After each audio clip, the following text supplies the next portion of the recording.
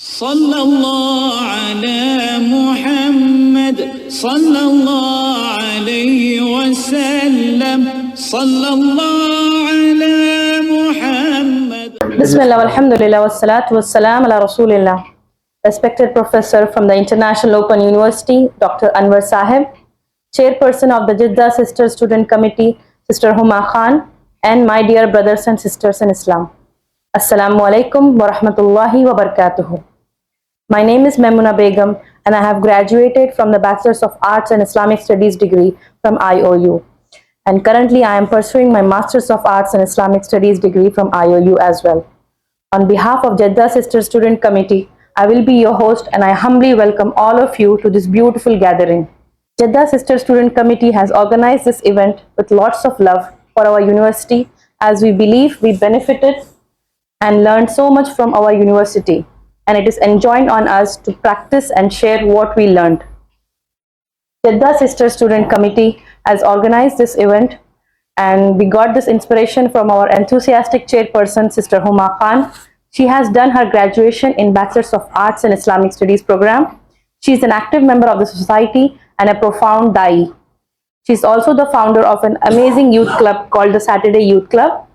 Her goal is to not only call our adults towards Islam, but to get the youth invested in activities that will pull their hearts towards our religion in a very exciting and entertaining way. We are gathered here for our love, to listen to Qala Allahu wa Qala Rasulullah, to hear what Allah said and what our Prophet ﷺ said. Allah subhanahu wa ta'ala has chosen us to pursue different paths of life, and we endured, and we struggled, we persevered, but we made ways to meet here for the blessed remembrance of Allah subhanahu wa ta'ala. Only Allah subhanahu wa ta'ala knows the hardships each one of us went through to schedule to come here. Some of us have come here after hustling their housework and professional work. Some of us have come here after caring and attending sick family members or young children or guests and arranging our replacement for a couple of hours. Some of us have come here all the way from Riyadh to Jeddah to meet Dr. Anwer Sahib, who himself have crossed few countries to arrive to the blessed land of Makkah and Medina. Allah subhanahu wa ta'ala is the Shahid, the witness of all our hardships, and acknowledges us to the fullest. May Allah make us see our efforts in the form of countless good deeds added to our scales on the day of judgment. Ameen. According to a hadith mentioned in Sahih Muslim, Abu Hurairah radiallahu anhu and Abu Sa'd al-Khudri radiallahu anhu reported, the Messenger of Allah sallallahu alaihi wasallam said, when a group of people assemble for the remembrance of Allah, the angels surround them with their wings. Allah's mercy envelops them. Sakina, or tranquility, descends upon them, and Allah makes a mention of them before those who are near Him. May Allah bless this gathering, purify our intentions, and accept it from us. Let us now begin this gathering with the beautiful recitation of the Holy Quran, and for that, I would like to invite Brother Masad Abdul Qadir Iqbal, who will be reciting Surah An-Nisa, ayah number 71 to 76. أعوذ بالله من الشيطان الرجيم بسم الله الرحمن الرحيم يا أيها الذين آمنوا خذوا حذركم فانفروا ثبات أو انفروا جميعا وإن منكم لمن ليبطئن فإن أصابتكم مصيبة قال قد أنعم الله علي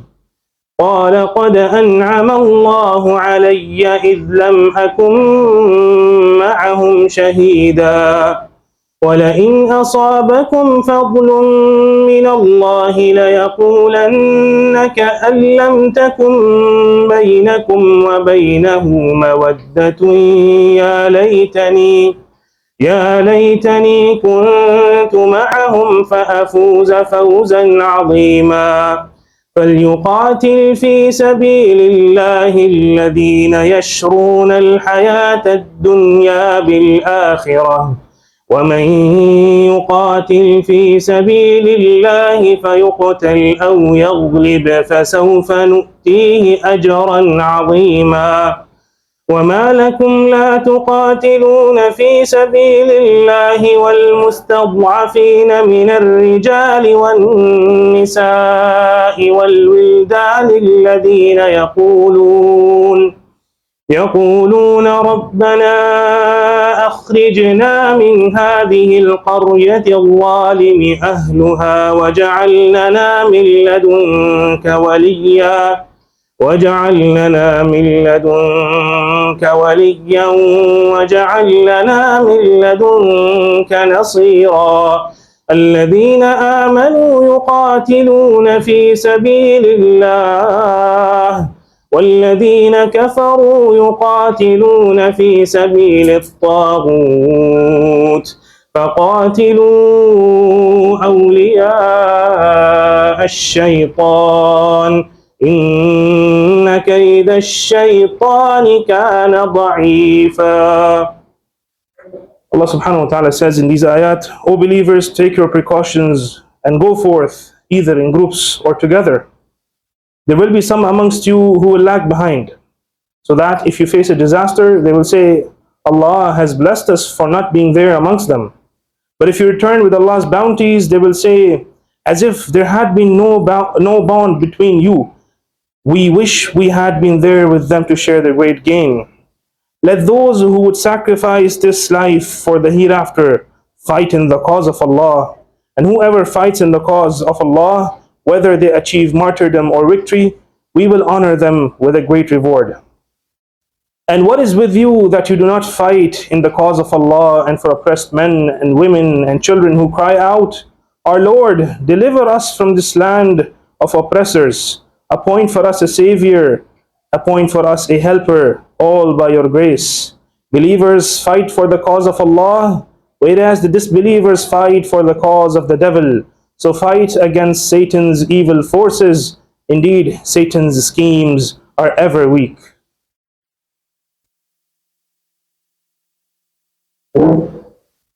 Now, I would like to welcome our Honorable Professor Dr. Anwer Sahib.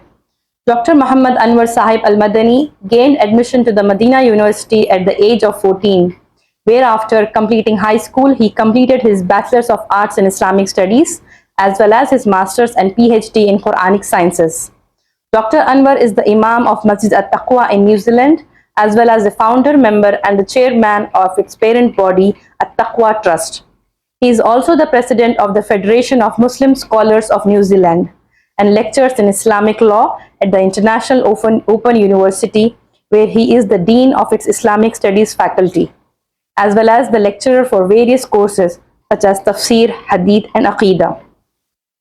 Dr. Anwer has been invited to participate and speak in several academic conferences by Muslim scholars and organizations in Saudi Arabia, Kuwait, India, Bangladesh, Australia, New Zealand, and Fiji.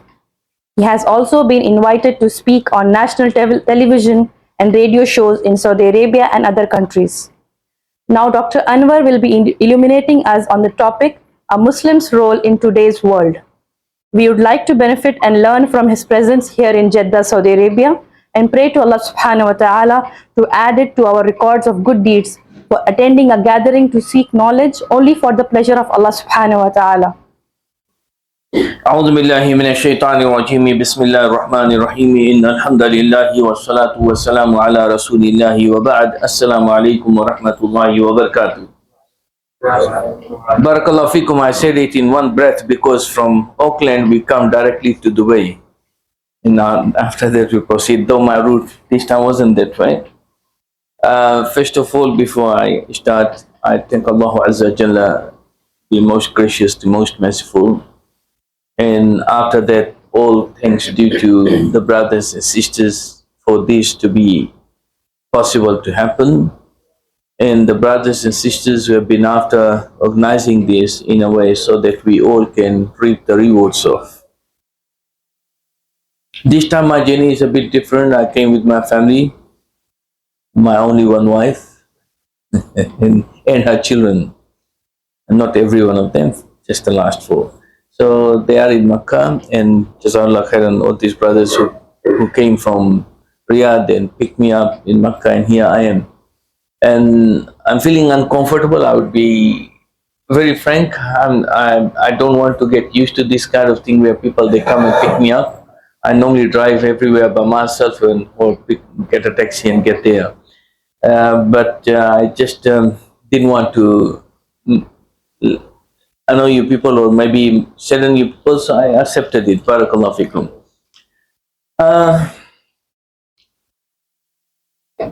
Yeah, it's a beautiful occasion, beautiful time in which we are.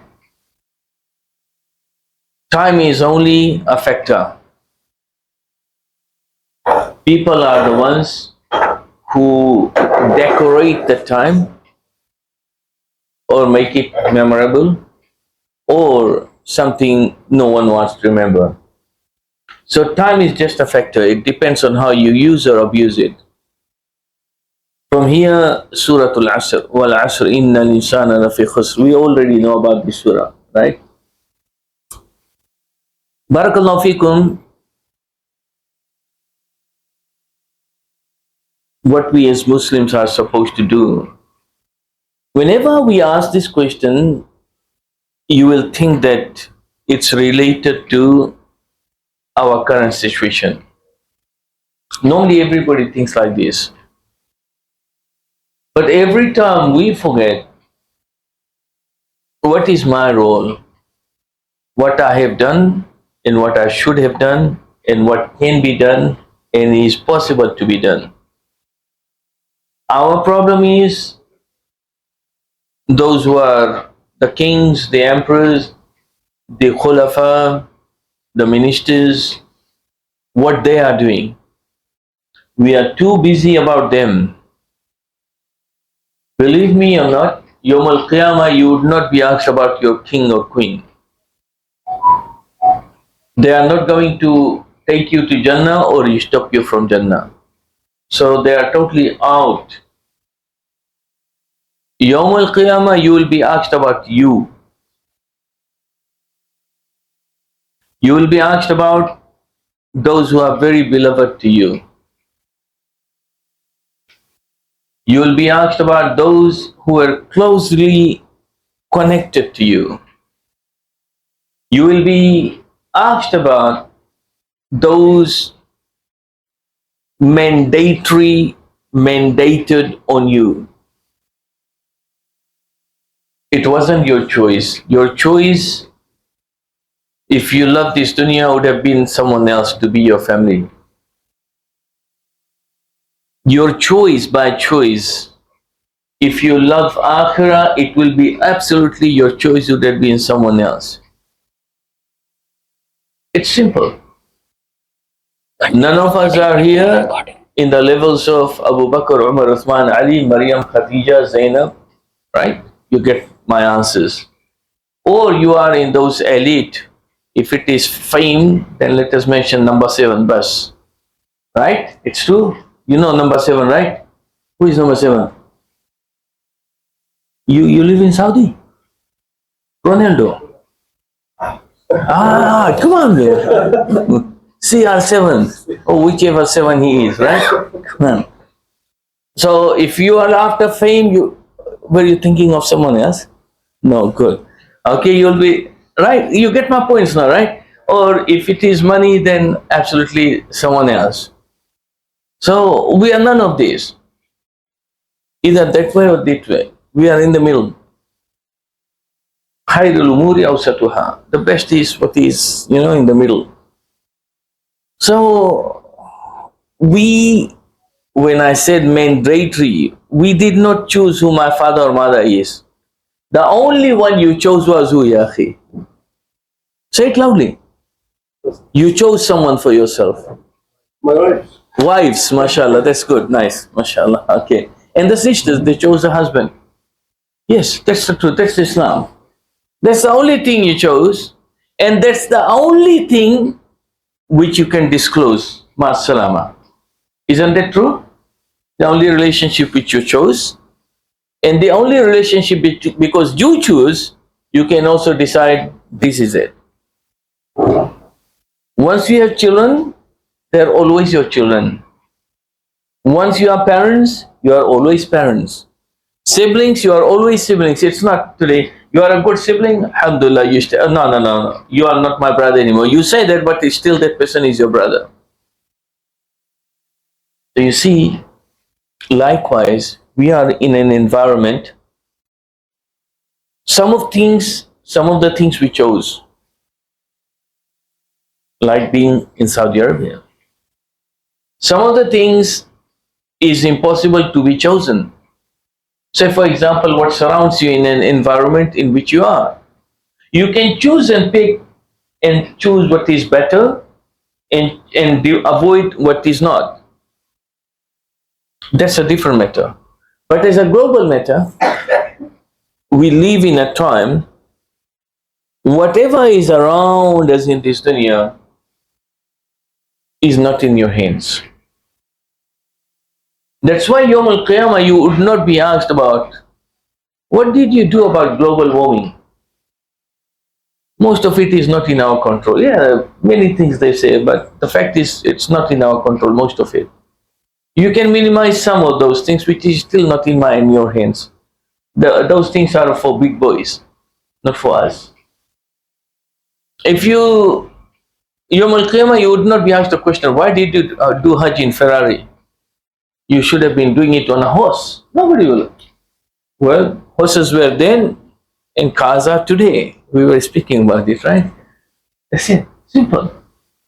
But our problem is we focus on the things which is not going to be of anything to you, Yawm al-Qiyamah. But we forget what you will be asked about Yawm al-Qiyamah and what we should do about it, which is in your control. I said in your control. We are focusing on things which is not in your control. And that is where our major strength goes. We focus on it so much that by the time you realize it is time for Salah, it's too late. Or you pray, you are too lazy. Or you want to become a practicing Muslim, you are almost half dead and gone. This is why this topic is important. What we as Muslims in general. So this topic is not about young men, old men. About an old man or about a young man. No, it's not about that at all. It's about every man and every woman. Barakallahu fiik, what we do, right? There are things you will regret in life. Not so much as because you should have done or this, but you just missed out on it. For the past 2 months, I have mentioned this as an example, right? I'm a Fijian, born in Fiji. You know, British colonization system. So my great-grandparents are 150 years are from India when there was no Pakistan in East Pakistan. Don't get angry if any Bangladeshi brothers are here. Okay, no Bangladesh and no Pakistan, everything was India, right? And that's about in mid-80s to so forth. So that took the Fiji Indians to Fiji, and that's how I'm there. And not that I'm one of those who travel there. So I was there, and then now I live in New Zealand, a Kiwi. So in the time there, and still it is that Muslims and Hindus, they live together. It's all good. There is no problem. They are our brothers and sisters. And then I remember tying Raksha Bandhan. You know what is a Raksha Bandhan? That thing you tie and then he becomes your brother. Khalas. It's their belief. They don't practice it, but that's their belief. It's a kind of festival where whatever. So there was this sister. I always thought that she is 6 years, 8 years older than me. But only recently I found out she is only 2 years older than me. But of course it was. This is not what the topic is. The topic is she's a Hindu. She loved me as a brother, and I loved her as a sister. For 40 years I never met her. Because she migrated to Canada and I'm in New Zealand. But once I spoke to her a few years ago, and there are 2 sisters like this, her and another one, my sister's classmate, to do dawah to. But unfortunately, one of them, it is too late. She died at the age of 60. I cried that day. It was Jum'ah. And the other one she posted to me, she's in Sydney, that, look, do you remember, I don't want to name that sister. She is no more with us. Probably many brothers and sisters very dear to me, I would not cry like that. Now I almost lost my khutbah because of this. My crying was not that I'm close to her, which really not was so much, because since I grew up I only met her once, I think. But it was that I missed her. I should have delivered what I tried, but I did not finish. I tried few things, I sent indications, I sent few things, but it wasn't enough. So what I'm saying is, this is what our duty is.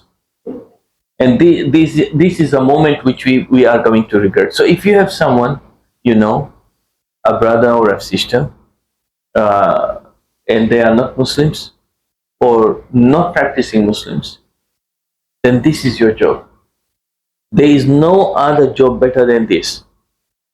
And that is what our focus should be. We as Muslims, what we should do. The sister who presented, Jazakallah khairan, she mentioned that we have overcome many obstacles to be here today. There's no doubt about it. Well, this is what we call in Urdu what? Qurbani, right? Qurbani, not the movie Qurbani, but Qurbani, right? It means that you sacrifice, or the Eid Qurbani. Sorry, because it depends on the environment or the background of people you speak to. So that's the way they understand. There was an interview, and in the interview, it was, I think, in Saudi Arabia somewhere, as far as I recall. The interview was about employment somewhere. So they asked a simple question: do you know Kulthum? Question number one. The other question was, do you know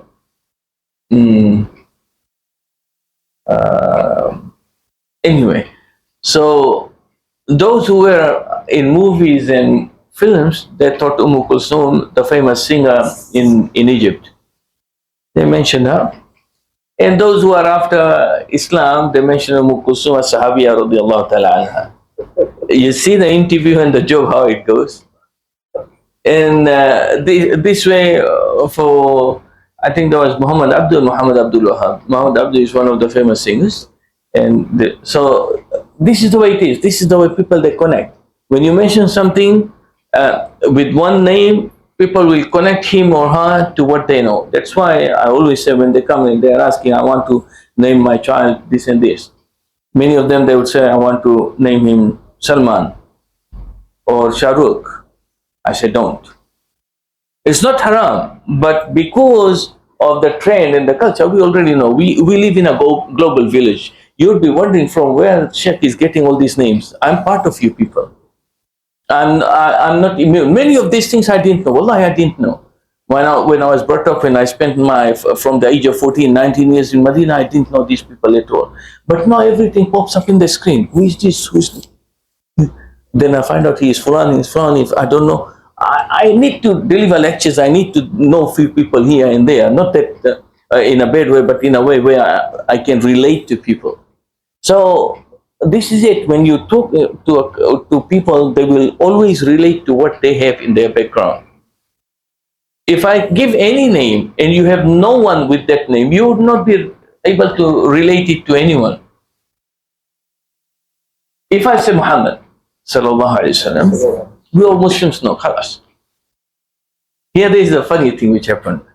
A few months ago there was a nikah, and his name is Muhammad. So his brother-in-law is Abdul Rahman. His name is Saris. I reverted him to Islam. Very good practicing Muslim. So he is the brother-in-law of him, and he was given the opportunity to give a talk on behalf of his brother-in-law. Then he's talking. He always reads books. Then he said, "And brother Muhammad sallallahu alaihi wasallam." You see how because we all can make that mistake. Subhanallah. You introduce, and he is Muhammad, and you forget always what we say, Muhammad sallallahu alaihi wasallam. And then he laughed, and everybody started to laugh. This is the way we relate ourselves to, and that is the way you will be caught if you are trying to be smart, and your wife will easily catch you. I'm telling you, because it will come. If not today, then tomorrow. You must know it. You are not married yet, yeah? Yeah, it's quite obvious. So this is what it is. Naam. And ya akhi, Allah has created us differently, right? And the sisters, they know that better than us.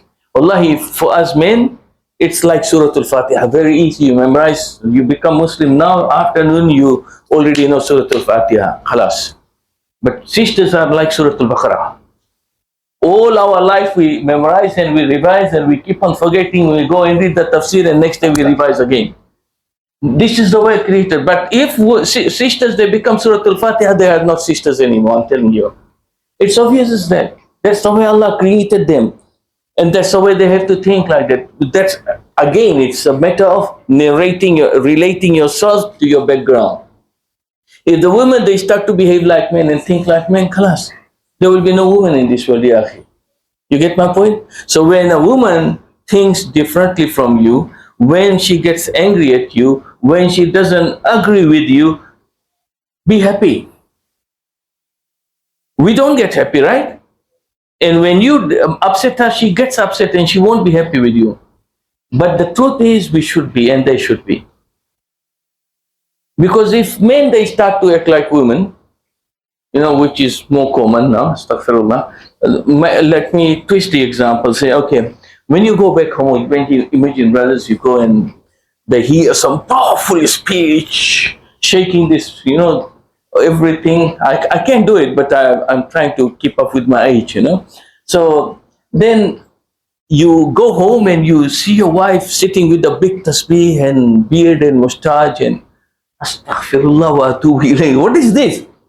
She says that I want to be a mutawwa. You know, mutawwa, very religious man. Will you agree with this? You say, of course not. You're a woman. You have to look like a woman. Right? This is the way it is. Allah has created woman in a different way. Although men will have no beard and mustache in the Jannah, but that's their way of certain thing. It's known. So everything relates to what they are. If you want to test how Allah Azza wa Jalla has created women, I have a good example from my wife. She gets upset, angry with me. Not angry, I would say, a joke. One day I went there home for breakfast from the masjid a few years back. I told her, you know, you remember Abdullah Filippini, Dr. Abdullah Filippini? No, the one who was with us in Medina.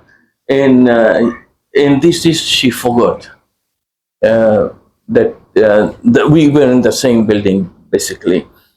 I said that he found my address and contacted me. Oh, mashallah, that's very good. So nice of you. Remember this, so nice of you. It's very nice that he contacted you. Then I'm with you. Why are you smiling? I said, no, I'm just breakfasting. No, there is something. La hawla wa la quwwata illa billah. I said, he has 30 children. Mashallah, then what? I said, mashallah, he has 3 wives and 30 children. That's about 5 years ago. I did not tell her that he's looking for the 4th, which has happened now. And then she said, but from today you don't contact him. It was in the beginning so nice of him. So, you know, they think differently. I never said anything. That's nice, mashallah. You know, but what I'm saying is, everybody has got their own thing and you are affected by your environment.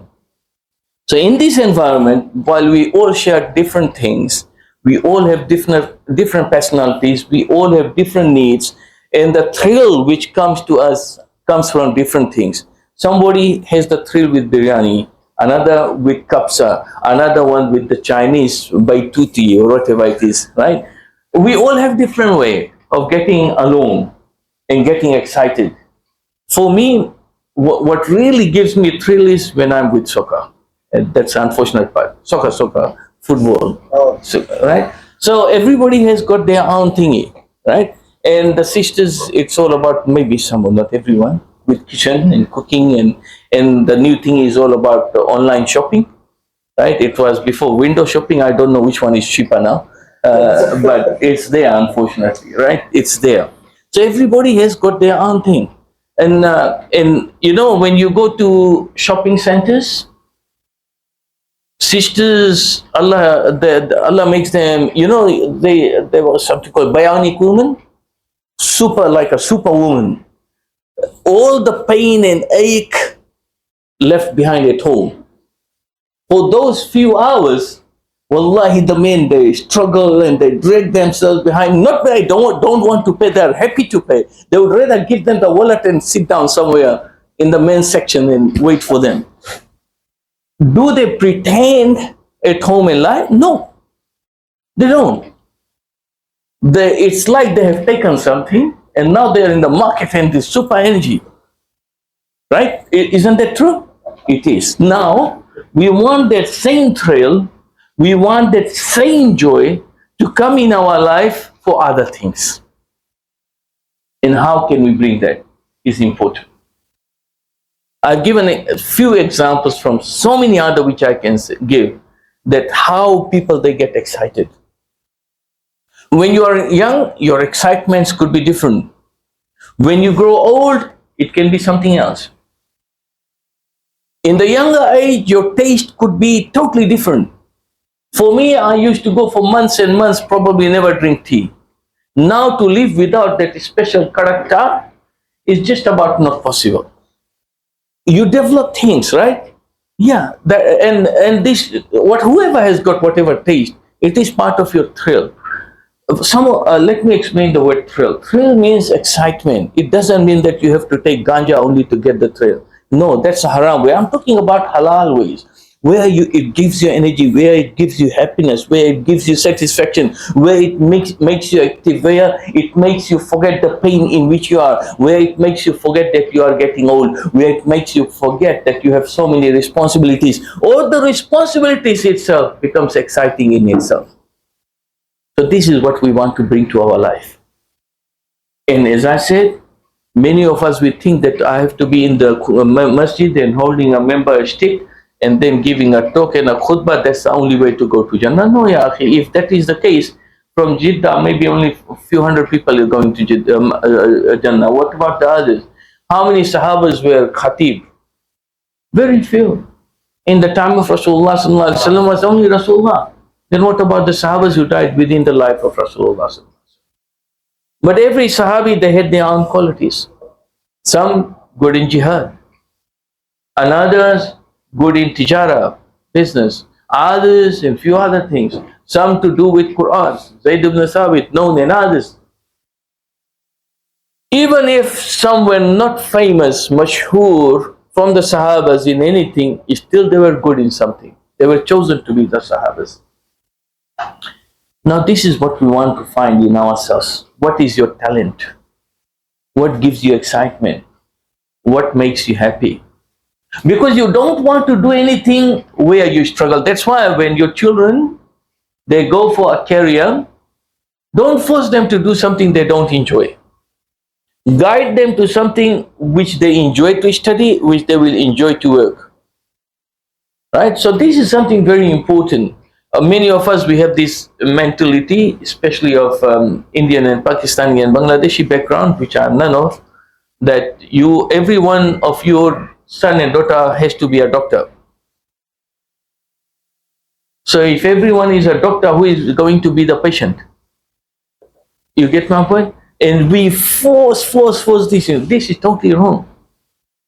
Not everybody can be a doctor. Simple as that. So this is something you want to give to your child, something which he or she enjoys. You want to guide them exactly like that. Don't forget that when you sacrifice yourself for your children, don't forget yourself. Because you cannot give your children unless you are satisfied. You know, in the plane, when the announcement comes that when that mask will start to fall down, may Allah never make it happen to us, what do they say? Ibda bi nafsika, summa biman ta'ul. The hadith. Start by yourself and then those you are responsible over. For all I know, they may have stolen this hadith but translated it for the airline. First you have to put your mask and then take care of anyone dependent on you. So the thrill first is for you. What is your thrill? Not on things which is wrong, like bullying your children, forcing them to do something. No, always the guideline is there. Al-Quran wa Sunnah. So you see, okay, I enjoy this. Is it halal? Alhamdulillah. Is it something haram? A'udhu billah. That's right. So then, when you start to get the excitement in your life, satisfaction, your productive life will become bigger. Your giving and sharing with others will be more. Your success rate in this dunya will become massive. Always we say, give sadaqah, pray, fast, hajj. Yes, all this we have to do. But how can you enjoy it? We always focus on at-tama'nina, tranquility, khushu' in the salah. All these are important. We might touch few of them. But we forget that all of these things to be achieved, you need for it to be successful things which will make it more successful. We have energy in our body. How are you going to energize yourself? One will work 24 hours with failure, and another may work only for 10 hours with success because he gave his body rest. Those Sahabas who went and asked about Rasulullah sallallahu alaihi wasallam, one decided not to get married, another one to fast every day, another one to pray the whole nights. Rasulullah rejected them all. We all know this hadith. So there is a balance in life. And part of that balance is that you bring that tranquility and happiness in yourself so that you can give more to the mujtama. If you are not happy, how can you make your family life happy? If you are not happy, how will you bring happiness to whom? That's also something we need to learn. There are remedies which are very simple, such as Surah An-Nuh. Istaghfiru rabbakum innahu kana ghaffara yursil as-samaa'a 'alaykum midrara wa yumdidkum bi amwalin wa banin wa yaj'al lakum jannatin wa yaj'al lakum anhara. Go and read the tafsir. If you do istighfar, you will get the whole world. That's what the message is there. It doesn't mean that you do good istighfar and tomorrow you find yourself that you own riyal. No, it can't be. You have to be practical. So now you are looking for joy, to be in a life in this dunya where you can give more. It begins at home. Charity begins at home. Ibda binafsika thumma biman ta'ul. Then start with yourself and then those who you are responsible over. Then starting with yourself, this is the beginning. How will you start? How can you bring that satisfaction in yourself so that you can become more productive? Very important. Then after that, for your children, what is best for them? What is soothing them? If you have a child who is a sickly child, not very healthy, and you want to make him, choose a job which is very physical, you are deadly wrong. You may choose him and motivate him for something which is office work.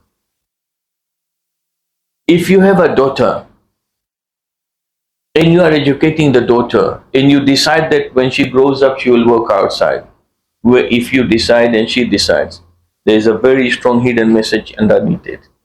Then you should choose for her what suits her, not a career in which she will every day reap sins. No, because she will enjoy the wealth and her husband and others, and you may end up in hellfire because of it.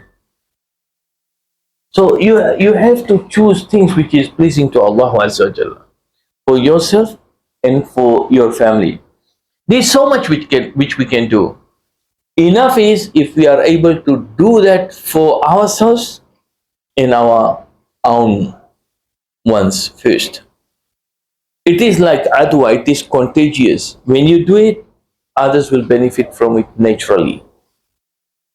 Your responsibility is your child. Be thankful to Allah that you are in a place where you have that kind of power to to execute it on your children. Not everyone everywhere can. Like in New Zealand, as parents, right? What happens? If your child is it Maghrib time now? Not yet. What time is Maghrib? 40? Half an hour? Okay, Masha, don't worry. We will finish it soon, inshallah. So, in New Zealand, when your child does something wrong, bad, you as parents will become responsible in the eyes of the government. Pay the fine, your child broke this, you have to pay this. Astaghfirullah wa atubu ilayh. Okay, good, fine, I will pay it, no problem. We Muslims have no problem with that. But then, if your child does something wrong, and you are caught reprimanding them, reprimand means to correct them in whichever way. There is Islamic way and there is excessive way, which we shouldn't. You can be put to jail. You can be go to prison, and people have gone. If you advise your patient, a young child comes and you are a doctor, and they want to become someone else, transgender, from men to women or from woman to man. Even, first of all, you as a doctor are not allowed to tell the parents about that child. You have no rights. If you do, you may lose your license. Even if you just tell the child, look, not religious-wise, perfectly 100% medical. Medically, it's all known. No, those even who promote that, medically they know it is not good. So even if he says, look, think twice, it may not be good for you. Medically, these are the problems. They may suspend you. This is called lobby, like of LBGT, LBTG, whatever it is, right? Lobby. You are not in those kind of places at least. You can guide your children towards all of these kind of things. Choosing the environment where you want to be brought up in your children, as I said, is not always in our hands. You are in a place, you have to utilize and use it to the best. You see, we could have spoken about the ummah and this and that. That's all there. We know already. But we forget from where we have to start. That's why I'm focusing on this. We think big, but that big will never happen unless you do these small things. Most of us, in the process of taking care of our responsibilities, we forgot that we need to have rest. And part of that rest is not just going and sleeping or ending up in the hospital for treatments. No. It's also to provide yourself with joys, small minor joys of here and there, which is giving you that energy. So next time, remember, if your wife is too tired at home, she is not able to cook, just take her shopping. Believe me, she will go and come back faster than your car. She is not pretending. I'm telling you, that's the natural way. For brothers, sisters, if your husband is very tired, you must know what he loves. But is it cricket or soccer, or he loves to sleep? Just let him do that. He will be happy. So you need to understand these things. Some of us are very good in creating fights. Right? It doesn't have to be husband and wife, but this is the best of the examples. Unless it is the other one is more better, I guess. It is sas pato, mother-in-law and daughter-in-law. That one is critical because both of them are lows. Both of them are women, and they don't know when to withdraw back. Why you are surprised, Yahi? You lost all your hair for that. But I don't blame them. I never. Why?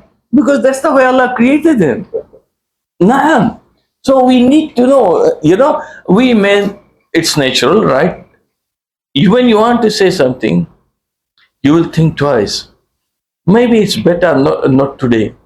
By the time tomorrow comes, you have no courage to say it anyway. But for the sisters, mashallah, they will say it first. And then 2 days after, they will decide that maybe it was not better. I don't blame. Why? Because that's the way Allah created them. If it was not like that, there won't be any excitement in this dunya. You agree, yeah? MashaAllah, by experience. MashaAllah, yes. Jazakallah khairan. So, okay, how are we going to use all these examples? I'm using funny examples. There is a reason to that. That we overlook that what we have to do in this world, and we forget that Allah has given us 50, 60 years to live. We want to live as a person who is just about to kill someone. No. You can enjoy your life in this world and still go to a better place in the Jannah than the other one. But you need to know your limits.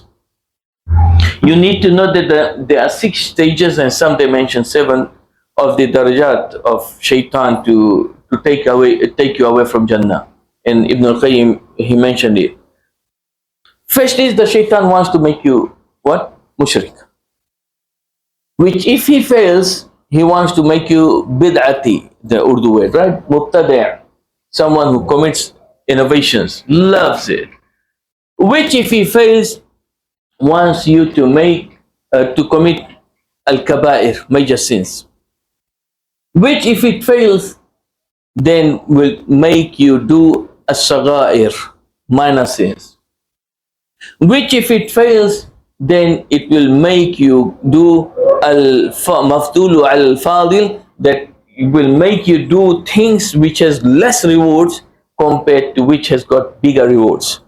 Which if it fails, then will al-inghimasu fil mubahat, will make you go full on every mubah. There is no sin in it. By the time 24 hours is finished, you are still in your mubah, and that can become haram. So al-mubahat, like shopping is mubah if you have money. Eating is mubah if it is within the limits. Sitting down and having coffee with friends is mubah if it is within the limits. Chatting, all those things with your brothers and sisters, if it is within the limits, is mubah. But the problem is if it goes above mubah. You and your wife, you go to bed, both of you is in the mobile and reading and sleep. This has become from being funny to no more funny. This thing has caused talaq in many houses. So you see, from mubah it went to the other level. So we need to know our limits on these things. So the last one, which is al-inqimasu fil mubahat, is something which is the least but the most dangerous for more like our level of people who at least we know what is haram, what is halal. If we do something haram, we know we are committing sin, we do tawbah and istighfar and repent to Allah. If we know that we are doing something which is detestable, we try to disassociate, even though we are not pleased with that. But this al-mubahat is something we overlook either out of ignorance or forgetfulness, or at times that we never thought of it. So this is where our focus should be. Do not focus too much on every mubah. If we have to do shopping, now the problem is because of this, YouTubes and YouTubers, bloggers, whatever it is called, they will, one shopping center you have to go to, you have already been there, you will go to blogger fulan and blogger fulan and blogger fulan. You are listening to the commentary from everyone as if it is few ayats in the Quran we have to memorize. And then, she said, no, she didn't say that. Yeah, you are in that for 10 hours or 20 hours, and then you go and decide to buy that thing for 10 riyal. Was it worth? No, never. Because it's 10 riyal only. You don't even need a blogger. You buy khalas, alhamdulillah. Even if you lose 1 riyal, 2 riyals, it's okay. It's only 10 riyals. How much of time you wasted in that? This is al-inghimas fil mubahat. We go in something mubah, there is nothing haram in it, and then we keep on wasting. So our time, which is the only asset given to you, when you came in your better suit to this dunya, right? You only came with one thing, time. 40 years, 50 years, 60 years, 70 years, 80 years, that's all you had. And from that, many of those is gone. When you are growing up for a few years, you did nothing. And while you are growing up in your productive years, half of it at least or more goes by nothing. So you work for 8 hours, you pray for 4 hours, you do tasbih azkar for another few hours. How much? 14 hours at the best. That is at the best. Most of the time, on average, it is less than that. your productive time. So what you are doing with it, this is here you need to learn how you can multiply these rewards. I'll try to finish in 5 minutes, inshallah. And then if there are any questions and answers, barakallahu fikum. So you need to learn how to multiply your rewards. For sisters, there are things suitable for you. For brothers, there are things suitable for you. Sisters, you have to make sure that your husband reaps so much of rewards, because each and every of those will be coming back to you. Such as Salatul Jama'ah, 27 times. Such as sending him for Salatul Fajr fil Masjid. So much of rewards associated to that, right? Sunnah of Fajr, simple 2 rakah you pray. Better than this entire dunya, which you pray and you make your husband go in the masjid and pray. Allahu Akbar. Send your husband on Friday. Friday is holidays here. Send him after Fajr. Lock him out of the house. Go and walk to the masjid where you are going to pray Jum'ah. Each step is 1 year of siyam and qiyam and sadaqah. So on the day your husband arrives to the masjid in time, say for example 5,000 steps. 5,000 steps is not much, yeah, okay, it's just about an hour or less to the masjid to pray Salatul Jum'ah. 5,000 years of rewards. You know, sisters, you are going to get the same reward because you were the one who locked him out of the house. Don't actually do that. I don't want talaq, yeah. But what I am saying is you have your way to do it. You know how to do it. What I mean is so important. So husband and wife, males and females, brothers and sisters, we are complementary to each other. Not that we are competition, not competing with each other. No, it's not about that. So we need to know what we have to do. Among those examples also, I gave the example of how to maximize the reward. For sisters, you already know that for you, as per the hadith, the best place where you are going to get the reward is if you pray in your own bedroom. Next to that is your sitting room, a general public place. Next to that is the masjid beside your home.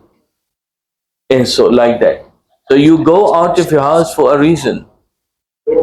This hadith has multiple meanings to it. Hundreds of meanings you can take out from this Sahih hadith. So you should help your wife on this. Don't force her to go out of the house. Don't force her to go and do shopping. Don't force her to, things like that. If you are able to do it, do it. She will only do it if needed be. Things like this, it's very important. Both of you are supporting and helping each other. At home, how many of your brothers know how to cook food? Let me see. Only you. La hawla wa la quwwata illa billah. Who will try to learn cooking from today? You, first one, volunteer, mashallah. Number 1, number 2. I'm not telling you to go for 40 days. What I'm asking here is learn cook. Start with shahi, rice. It's very easy. Chapati, you learn it in the end, and some scrambled eggs and boiled eggs. And you go today. Tomorrow, while your wife is sleeping, you cook something and wake her, give her breakfast on the bed. Unless she is a heart patient, then don't do it. She will die from shock. I'm not giving you ideas. Barakallah fi. So you see, it's true. You need to learn these things, ya akhi. This is called helping each other. Bed on the breakfast. It doesn't have to be on breakfast on the bed. Sorry, it could be breakfast in the bedroom, breakfast on the table. But things like this. So it's not always the sister has to support the brother. The brother has to support the sister. How many of you know how to change nappies? Oh, mashallah, that's a good one. Yes, mashallah. These are the kind of things. This is a tough one, But you need to help. You need to, because that's the way life is. When we started with the topic, we thought that I'm going to talk about that you have to go to certain place and start riding that horse. Remember what? You know what I mean about that. Or someone saying that you have to do this and no, yaki. Those things are not in your reach. Why do you want me to talk about something you won't be doing it anyway? Because you can't do it. It's not in your limits. It's out of your limits. We have to be practical. So we talk about things which is within your limits. And that's why many times we give lectures and it is something not in your reach. It's just about what you did, nothing. We need to do things and advise on things which we are able to achieve and do. So it's not only about, as I said, many of us, we think that I will be telling you to go and build a masjid. If you can, mashallah, do it. But what I'm saying is, for that masjid which has been built by someone else, you need people to be there. Then that is you and me. Barakallahu feekum wa jazakumullah khairan. May Allah bless you all, and may Allah give us all the best of this dunya and hereafter. I mean, and I really appreciate the attendance of the brothers and sisters here, as always, and as expected, as normal, and it cannot be any other way. The sisters are always more than the brothers. Barakallahu feekum wa jazakumullah khairan. So, any questions, please, here? Jazakallah khair, Dr. Anwar, for enlightening us on this important topic and guiding us towards making our life in this world more beneficial for as many people as possible. We have not come into this world just to fill our stomach or to fill our homes with stuff and then finally fill a grave. Our purpose is more greater than that. May Allah use us and do not replace us. Ameen. Ameen. Now, I would like to open the discussion to any questions you may have to ask Dr. Anwar. Please raise your hand if you would like to clarify any doubts or raise a question. We will take as many questions as possible in the time we have available. Any questions? MashaAllah, then, yes, no, yeah. Sisters often ask that, obviously not all husbands, but those that have get married travel, that they don't, they are not basically inclined towards praying, especially for Now, when they try to wake them up, it's always a fight. And if they leave them not praying Fajr, they are defeated. So, what should the sister do in such circumstances? Okay, which city are we in? Where are we? In Jeddah. We are in Jeddah. Yeah. There was a news article, a sheikh told me, but it came out also in the paper. A brother woke his wife to pray Fajr and she beat him up. He was in emergency in Jeddah. Oh. So it's not always it's a two-way traffic. But that's the common one, right? Okay. We already know about the importance of Salah. The question is related to if your husband or anyone is not praying, but here it's more. Because the relationship of the husband and wife is ajib. There is no other relationship. No, I repeat, you may not agree because you don't know yet. There's this young fella here. There is no relationship apart from the deen relationship is stronger than a relationship between husband and wife. And there is no relationship which is more dangerous, more poisonous than a relationship between husband and wife if it stops working. And that's why it's very important to understand both of them, husband and wife together, how to live and how to reside happily and nicely. When we already know that related to Salah, that many scholars, they have the view that those who do not pray, even if they miss 1 or 2 times, they are not considered Muslims. This is in a general way based on the hadith. Unfortunately, due to time, I can't go in details. And this is a real concern for us, all of us, barakallahu fikum. So the sister should keep on talking or use someone else to make sure he prays, just in case for some reason somebody wakes up late, and Fajr is one of those where the challenge is. You should still pray even though it is 10 in the morning. Do not make it an ada in your life, but just in case if you miss out for whatever reasons, out of laziness, weakness of iman, you were too tired, feeling sick, you slept late or anything. Important is that the moment you have that energy, make sure you go back and pray. And building relationship is an art. Al-fan, the Arabic fan, which means art, talent. So I want you people to be like this Superman in his first episode. When he got married, the woman is telling the sheikh, we got married, we went to a hotel, and on the honeymoon day, the night, she said, I was coming out of the toilet and she slipped, something happened, and she started to fall down. And this Superman, this from here on, it's my way of narration. So her husband was a Superman who was on duty. So he flew all the way there and held her and stopped her from, wallah, he held her and stopped her from falling down. And he started to make dua, Bismillah, Tabarakallah, MashaAllah, Ma alayk, and doing this dua and ruqya, whatever. Are you okay? Nothing happened to you. Must have been checking the teeth and the nose and everything is okay. Then she said, this is the one we want all of you to be. But then she said that we went there after 1 year. It happened, they chose the same hotel and they ended up in the same room.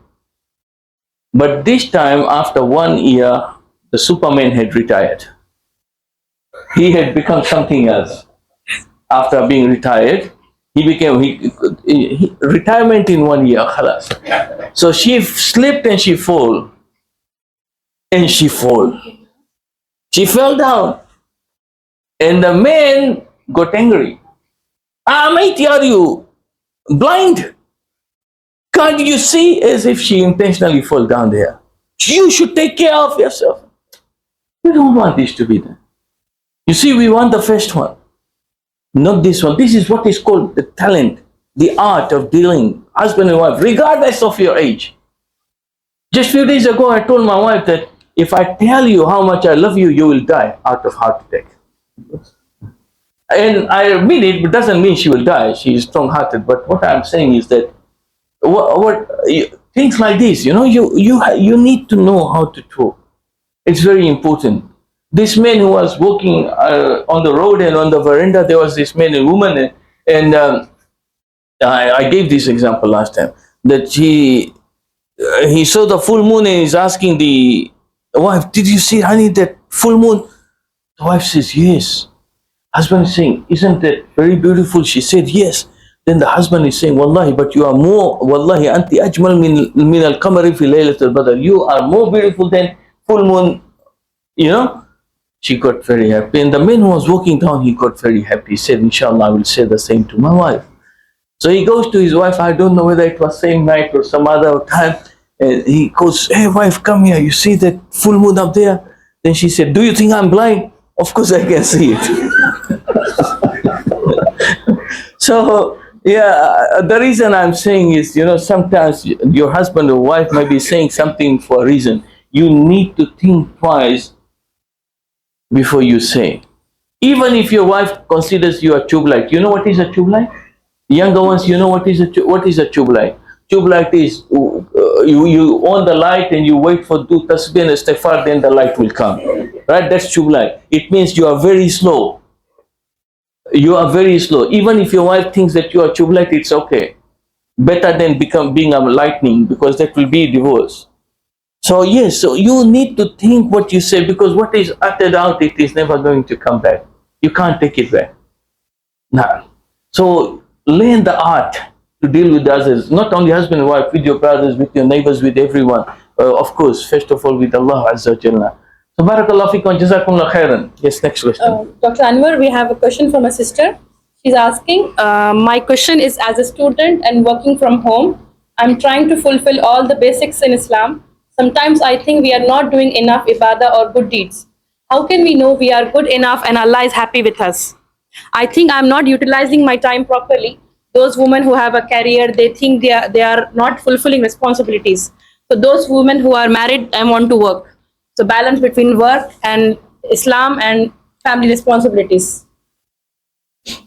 Okay, jazakallah khairan. First of all, we have 24 hours, right? Not for my speech, but we are saying that every day we have 24 hours. We all have the same. And the current situation in our world is that human beings have been made like a robot to be overproductive. And that's the fact we don't realize. And because of this being manipulated in us, even if you are productive enough, you find that you haven't done enough. Many has to do with the barakah, which is gone. Other things are such as the requirements of the life and living has changed. For example, before 100 riyals of groceries was enough, but now 1,000 riyals of groceries might not be enough. That is one, to do with the pricing. If it is that, then we have no control. The other is that our taste has developed. A style of living has developed. All of these are adding up the cost in our living. So which means the demand on our miskin body has increased at the same time.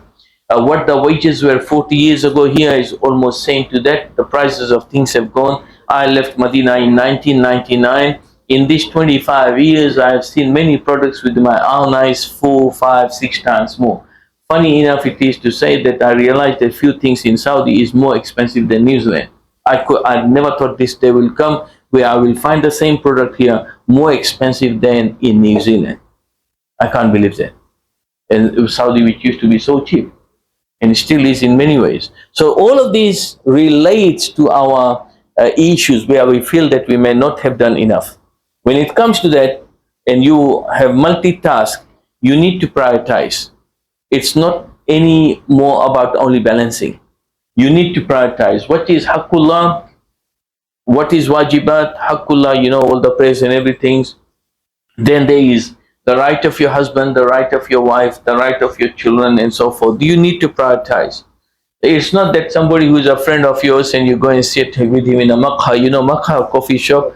They either you take the new coffee style or the olden one where you go in the garden and try to drag that thing from the pipe, which is haram.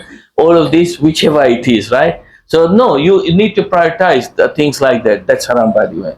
So you need to know how much. Okay, I have to give my wife, for example, this many hours, to my children, to my study, to my work, to my husband, whatever it is. So when you start to balance, Allah will give you barakah. When you are not able to fulfill, then that is where you have to decide what is more important than the other. Money, especially for women, they should be careful. Do not lose your family for your career. Unless you are the breadwinner and your husband may not be fortunate enough to do. That's a different case here. Otherwise, you have to really decide on what it is. If you have a problem, you have to work because your husband is not earning or enough, then you need to do counseling with some sheikh who can explain to him so that he starts to take the domestic duties and help you out. There is nothing wrong in it. You are not able to earn enough, you have got time, so you use your talent at home. Barakallah fiqh. All these things has to be done. The feeling of you may not have done enough ibadah. If you have done all the basics, all the salawat, azkar, tasbih and things, and reading the Quran and everything, after that it's all about the feeling, because you have done, in figures, mathematically you have done enough.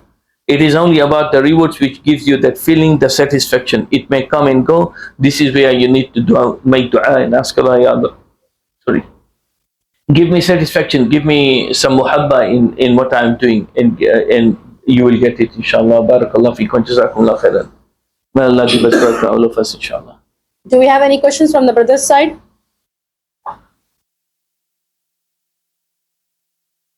Jazak. All right, we have one last question from the sister's side. One sister wants to ask that today we are having so much visual content from the social media and so many Islam, like Muslim documentaries or Muslim movies, Muslim shows are being shown on social media and online. So our children, our families are watching those Islamic, like Muslim shows in the name of it is Islamic, it is halal. So what's the guidance from Islam? I don't see those things, so I'm not very aware, but some of them would be good and others will have challenges in it. And at times that is more dangerous than the normal programs, because that they will be taking it as Islamic and pure and they think that everything is perfect. Whereas something coming from a kafir, they already have that radar in front of them. They know this is not to be followed, this is fake, this is rejected. So we have to be very careful with this. But when it's like when somebody with a beard and everything and amama and reads an ayah and starts to explain everything wrong with wrong meaning, but another one who has got a tie and everything and doesn't look a Muslim, he is not even a Muslim, and he explains the same ayah but exactly with the meaning which is intended to be. Maybe he's saying right, maybe he is wrong. I will have to verify and check. I won't follow what he said unless, but with that check looking, you will just go and blindly follow because of the appearance and the look, and that's why it's very important for all of us. Barakallahu fikum. That may Allah bless us, give us the best of this dunya and hereafter. Jazakumullah khairan. Jazakallah khair, Dr. Anwar. May Allah use you for the upliftment of His deen. May Allah accept your good deeds and rectify your errors. On behalf of Jeddah Sister Student Committee, our chairperson, Sister Huma Khan, will be presenting a gift to Dr. Anwar as a token of appreciation. We would like to request Dr. Anwar to accept this gift, as it is a sunnah to give and receive gifts and make our event a memorable one. I was about to read Inna Lillahi wa Inna Ilaihi Raji'un, which I have said it, but the moment she said there's a gift from the Sunnah, they are smart enough to quote a hadith. So, Barakallahu Fikum, which wasn't needed, but is Rasulullah Sallallahu Alaihi Wasallam, he said, Tahaddu Tahabbu, share gifts and increase the love. Barakallahu Fikum, Jazakumullah khairan. May Allah bless you all also. Subhanak. Oh, so can I conclude it here? Or the gift was only said and I will never get it? I don't know. Barakallahu Fikum. Just give it to the brother and he will give it to me, inshallah. Jazakallah khairan. Yes, take it, Brother Ahmed, and give it to me. Jazakallah khair, Barakallah Fiq. Do I need to open it and expose it to everyone, or okay? Right? Okay. Jazakallah khair, Barakallah Fikum. MashaAllah. Much appreciated. It looks like there's something. Oh, nice things, MashaAllah. Jazakumullah khairan, barakallahu fikum, subhanakallahumma wa bihamdik, wa nashhadu an la ilaha illa anta nastaghfiruka wa natubu ilayk. May Allah bless you all and give you the best of this dunya and hereafter. And may Allah increase the muhabba of deen in all of you, and may Allah increase the knowledge of Islam in all of you, and may Allah subhanahu wa ta'ala end us together in the Jannah one day. Ameen. Wassalamu alaikum wa rahmatullahi wa barakatuh. Subhanakallahumma wa bihamdik, wa nashhadu an la ilaha illa anta nastaghfiruka wa natubu ilayk. I would also like to thank Sister Huma Khan, Sister Tuba Hassan, Sister Feroz Amir, and Brother Masad Abdul Qadir Iqbal for volunteering selflessly and making this event happen smoothly. May Allah accept it from all of you. I would like to thank our guests, our IOU students who arrived today and coordinated with us patiently. Your participation increased our happiness and made this meetup enjoyable for all of us. Jazakallahu khair, everyone. We would like to request all of you to now please proceed to the food table, and it's also Maghrib Salah time. After Maghrib Salah time, you can proceed to the food table. وأقول قولي هذا واستغفر الله لي ولكم إنه هو الغفور الرحيم سبحانك اللهم وبحمدك وأشهد أن لا إله إلا أنت أستغفرك وأتوب إليك. If I knew there is food, you should have told us. I would have finished in 10 minutes. صلى الله على محمد صلى الله عليه وسلم صلى الله على محمد صلى الله عليه وسلم.